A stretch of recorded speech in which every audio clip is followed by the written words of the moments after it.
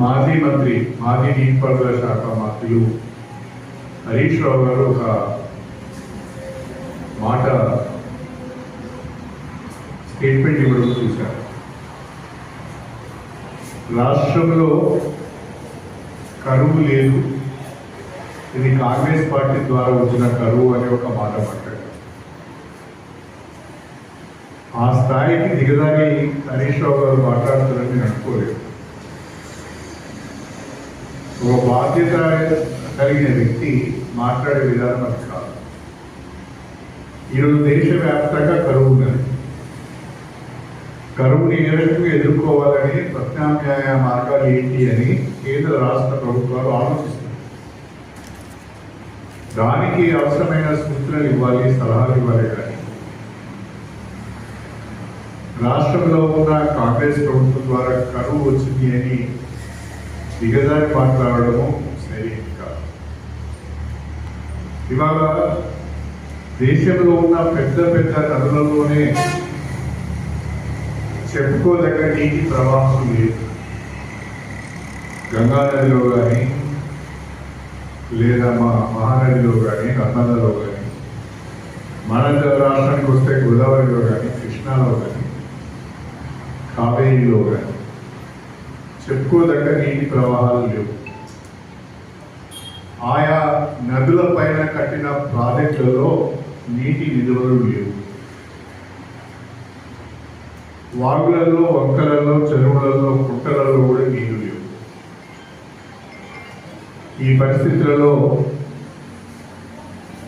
ప్రతిపక్షాలు రైతులు రెచ్చగొట్టే విధంగా మాట్లాడుతున్నారు. ఒక మాట ఏం చెప్తారు అంటే, గోదావరి నది పైన మేడిగడ్డకి ఎగువన అన్నేపల్లి నుంచి నీటిని లిఫ్ట్ చేయవచ్చు అని బీఆర్ఎస్ వాళ్ళు మాట్లాడుతున్నారు. హరీష్ రావు గారు మాట్లాడుతున్నారు. మేడిగడ్డ కుంగిపోయిన తర్వాత మేడిగడ్డ, అన్నారము, సుందిలలో డ్యామ్స్ సంబంధించి డిజైన్స్ లోపాలు ఉన్నాయి, ఫౌండేషన్స్ లోపాలు ఉన్నాయి, నీటిని నిల్వ చేయడానికి వీలు లేదు. ఎక్స్పర్ట్స్ తోని పూర్తి స్థాయిలో స్టడీ చేసిన తర్వాత వాళ్ళ సూచన మేరకే అవసరమైన రిపేర్స్ టేకప్ చేసిన తర్వాతనే నీటిని నిల్వ చేయాలని చెప్పి ఎన్డీఎస్ఏ చెప్తున్నారు. కానీ బీఆర్ఎస్ వాళ్ళు ఏమంటున్నారు, మీరు మేడిగడ్డన నీటి నిల్వ చేయాల్సిన అవసరం లేదు, కన్నెపల్లి నుంచి లిఫ్ట్ చేయండి, అన్నారంలో పోయండి, అన్నారంలో లిఫ్ట్ చేయండి, సుందిరలో పోయండి, సుందిర నుంచి లిఫ్ట్ చేసి ఎల్లంపేరులో వేయండి అని అంటున్నారు.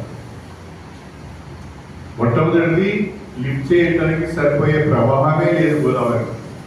రెండవది లిఫ్ట్ చేసి అక్కడ నిల్వ చేసే అవకాశం లేదు అని చెప్పి ఎన్డీఎస్ఏ. ఒక రాష్ట్ర ప్రభుత్వము, కేంద్ర జల సంఘం, నేషనల్ డ్యామ్ సేఫ్టీ అథారిటీ వాళ్ళు చెప్పిన సూచనలు పాటించవలసి వస్తుంది తప్ప రాజకీయ పార్టీలు చెప్పే సూచనలు పాటించడానికి అవకాశం లేదు. బీఆర్ఎస్ వాళ్ళు ఇంకొక మాట కూడా అంటున్నారు, నిల్వ చేయండి, ఏమైనా ప్రమాదం జరిగితే మేము బాధ్యత తీసుకుంటామని అంటారు. నేను అడుగుతున్నా కేసీఆర్ గారిని, హరీష్ రావు గారిని, కేటీఆర్ గారిని, మేడిగడ్డ మీ ప్రభుత్వంలోనే నిర్మాణం జరిగింది. మేడిగడ్డ బరాజు అక్టోబర్లో మీ ప్రభుత్వం ఉన్నప్పుడే కుంగిపోయింది. ఇప్పుడు మేడిగడ్డ నీటి నిల్వ చేయడానికి ఉపయోగపడకుండా పోయింది. ముందు దీనికి బాధ్యత ఎవరు ఇస్తారు? ముందు మేడిగడ్డ బరాజు పొంగిపోవడానికి బాధ్యత ఎవరు వహిస్తారు? కేసీఆర్ వహిస్తాడా, హరీష్ రావు వహిస్తాడా, కేటీఆర్ వహిస్తాడా? జరిగిన దానికి మాత్రం బాధ్యత వహించారంట, జరగబోయే దానికి మేము బాధ్యత వహిస్తామంటారు. అంటే ఎంత దిగజారి మాట్లాడుతున్నారు, ప్రజలు ఏమనుకుంటున్నారు అని కూడా ఆలోచించడం లేదు. ప్రతి దగ్గర కూడా కాళేశ్వరం గురించి మాట్లాడుతున్నారు, ఒక మేడిగడ్డ కుంగిపోయిందనే మాట మాట్లాడుతున్నారు. నేను అడుగుతున్న హరీష్ రావు గారు, అసలు కాళేశ్వరం ప్రాజెక్టుకు గుండెకాయ ఏంటి? కాళేశ్వరం ప్రాజెక్టుకు అంకురం ఎక్కడ? కాళేశ్వరం ప్రాజెక్టుకు గుండె లాంటి ప్రదేశం ఏంటి? కాళేశ్వరం ప్రాజెక్టుకు ప్రధానమైన ప్లేసు లేదా గుండె లాంటి ప్రదేశము మేడిగడ్డ. మేడిగడ్డన నీటిని నిల్వ చేస్తేనే కన్నెపల్లి ద్వారా వాటర్ లిఫ్ట్ చేయవచ్చు. అక్కడి నుంచి అన్నారము, సిరిసిల్ల, ఎల్లపల్లితో వాటర్ తీసుకుపోవచ్చు. అసలు మేడిగడ్డలోనే వాటర్ లిఫ్ట్ చేయడానికి అవకాశం లేకపోతే కాళేశ్వరం ప్రాజెక్ట్ ఎంతో ఉపయోగపడుతుంది. అంటే మీ మిడిమిడి జ్ఞానంతో ఇంజనీర్ల సలహాలు తీసుకోకుండా, సూచనలు తీసుకోకుండా కాళేశ్వరం ప్రాజెక్టును కట్టి దాదాపు 1,00,000 కోట్ల రూపాయలు ఖర్చు చేసి అది కుట్టిపోవడానికి కారణమై ఇవాళ మీరు ఏదో బ్రహ్మాండంగా మేము కాళేశ్వరం పెట్టినామని చెప్పుకుంటున్నారు. ఇది సరైనది కాదు. ముందు కేసీఆర్, హరీష్ రావు, కేటీఆర్ అందరూ కూడా కాళేశ్వరం కుట్టిపోవడానికి బాధ్యత మాదే, మా ప్రభుత్వంలోనే కట్టాము, మా ప్రభుత్వంలో కుట్టిపోయింది, మేము ఇంజనీర్ల యొక్క సూచనలు పాటించలేదు, పట్టించుకోలేదు కాబట్టి మేడిగడ్డకి దుర్గతి పట్టింది అని మీరు ముందుగా బాధ్యత తీసుకోండి. తీసుకొని మిగతా వాటి గురించి మాట్లాడు. హరీష్ రావు గారు అనంత సాగర్ నుంచి, అనంతగిరి నుంచి రంగనాయక సాగర్ పాదయాత్ర చేస్తారంటారు. ఇంకోరు మహబూబ్నగర్లో పాదయాత్ర చేస్తారంటారు. ఇంకోరు వరంగల్లో పాదయాత్ర చేస్తారంటారు. బాగుంది. మీరు ఉన్నప్పుడు ప్రాజెక్టు పట్టించుకోలేదు, కట్టిన ఒక ప్రాజెక్టు కూడా ఉపయోగం లేకుండా పోయింది. ఇవాళ ఏ మొక్క పెట్టుకొని పాదయాత్రలు చేస్తారు? ప్రజలకు ఏమైనా చెప్పి పాదయాత్రలు చేస్తారు? అనంతగిరి రిజర్వాయర్ కానీ, రంగనాయక సాగర్ రిజర్వాయర్ కానీ నీళ్ళు ఎక్కడి నుంచి రావాలి? ఎల్లపల్లి నుంచి రావాలి. మరి ఎల్లపల్లి లిఫ్ట్ జరుగుతలేదు, ఎల్లపల్లిలో గోదావరిలో నీళ్ళు లేవు కదా. ఇవన్నీ తెలిసి కూడా రైతులను తప్పుదో పట్టించే ప్రయత్నం చేస్తున్నారు. అదేవిధంగా 10 సంవత్సరాల అధికారంలో ఉంది, యువతకు నోటిఫికేషన్ ఇచ్చి ఉద్యోగాలు ఇవ్వకుండా, ఉద్యోగ ప్రక్రియను పూర్తి చేయకుండా కాలయాపన చేసి యువతను నిండా ముంచి మోసం చేసింది బీఆర్ఎస్ ప్రభుత్వం.